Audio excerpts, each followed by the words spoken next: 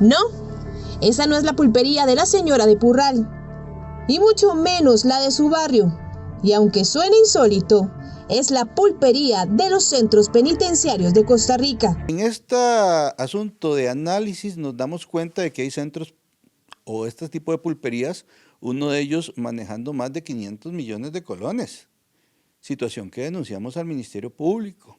En otro caso, como esa administración era muy raro, la figura legal no existe, en el sistema penitenciario no tenemos personal con plazas para dedicarse a esa labor. Y para ejercer el comercio dentro de Costa Rica se requieren patentes, permisos de salud y un montón de cosas más, como usted bien lo sabe y le cuesta a cualquier costarricense, obviamente facturas y un montón de aspectos más. Entonces me doy cuenta que los administradores de los centros penitenciarios también colaboraban con eso. Y es que desde hace más de 10 años los centros penitenciarios tienen comisariatos. Estamos en otras investigaciones en torno a estas pulperías en todos los sistemas penitenciarios. Precisamente ahí, una de las que estamos investigando es la pulpería que hay en Limón, inclusive a funcionarios nuestros. Los privados de libertad acuden con un vía incidental ante el juez de ejecución, presentan sus argumentos. Lamentablemente el juez de ejecución le pide criterio a la directora del centro. La directora del centro, conociendo nuestra posición, da un criterio muy blandito, favorable, porque se está perjudicando a los privados de libertad, pero el fiscal llega y avala así, pobrecitos, hay que ayudarles. Entonces el juez emite una resolución y le ordena a la directora que en un plazo de 15 días, y esto lo ordenó el pasado 20 de noviembre, tiene que volver esto a la normalidad y permitir el ingreso de todos los artículos que ellos requieran. ¿Deben o no dejarse estas pulperías? ¿Usted está de acuerdo con que el ministro de Justicia quite las pulperías de los centros penitenciarios? Estoy de acuerdo por lo siguiente, porque se presta y se ha comprobado que esto sirve para muchas cosas anómalas. Todo el mundo tiene derecho a ganarse la platica honradamente y sí, yo sí estoy de acuerdo. Sí, estoy de acuerdo, porque me parece que se presta para comercializar otras cosas que no son necesariamente las de una pulpería. Sí, no sé, es que es como una cafetería, es una cafetería para ellos, es como que tomen sin trabajar. ¿Está de acuerdo con que el ministro la quite? Sí. Cada centro penitenciario hay una pulpería.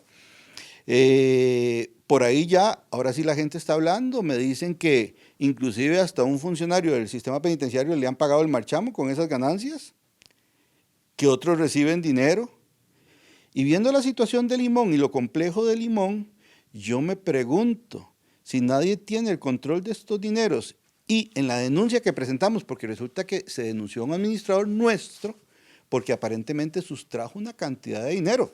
Eso está en el Ministerio Público también investigándose, y las dudas es, pero si no son fondos públicos, y para poner una denuncia en dineros que no son fondos públicos, el ofendido tiene que llegar a poner la denuncia. ¿Cuál privado de libertad va a ir a poner la denuncia? Y es que el problema no acaba con la pulpería. La señal del bloqueo es otro dolor de cabeza para las autoridades judiciales, ya que según el OIJ, la apertura y el decomiso de varios celulares revelaron conversaciones de líderes de bandas donde daban órdenes desde los centros penitenciarios.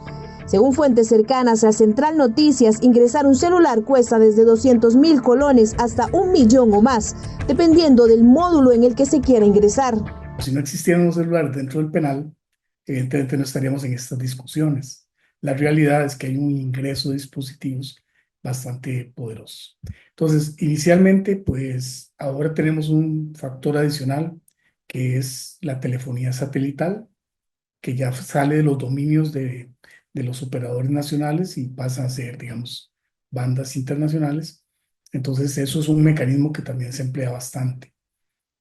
Usualmente, se ha detectado mucha operación de call centers y demás, pero eso es porque a veces han instalado cerca repetidores de Wi-Fi, cerca de las oficinas de los centros penitenciarios, y eso también complica realmente el proceso de bloqueo.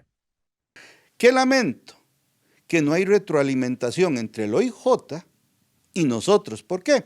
Porque le hicimos una nota al señor director general del OIJ para que por lo menos nos dijera de qué centro y a qué hora se hicieron esas llamadas. Con eso yo puedo pedir un listado del personal para ver quiénes eran los grupos de guardia de hacer inteligencia, pero él me dijo que no, que no me podía dar esa información porque violenta el artículo 295 del Código Procesal Penal. Pero qué curioso, sí se los dice a los medios de manera informal. Nuestro sistema penitenciario está en graves problemas.